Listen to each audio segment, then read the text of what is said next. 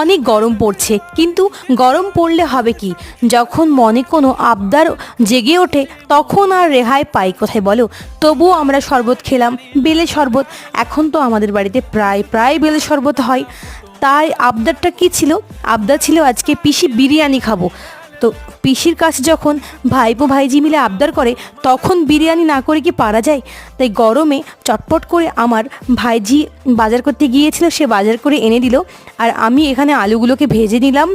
আর তারপরে দেখো চিকেনটা রান্না হচ্ছে, বেরেস্তা করে নিয়েছি। বিরিয়ানি কেমন করে করছি সেটা বলবো না, আসলে ওদের এই আবদারটুকু মাঝে মধ্যে যদি মেটাতে পারি আমার কিন্তু ভীষণ ভালো লাগে। তোমাদের বাড়িতে কি এরকম তোমাদের কোনো ভাই বা ভাইজি আছে যারা তোমাদের উপরে আবদার করে আর তোমরা সেটাকে চেষ্টা করো একটু করে মানে মেটাবার জন্য? আমি একটু করে করি, বেশি করতে পারি না। যাই হোক, বিরিয়ানির কথা যদি বলি, হয়েছিল, খারাপ না, মোটে মোটে ভালো হয়েছিল।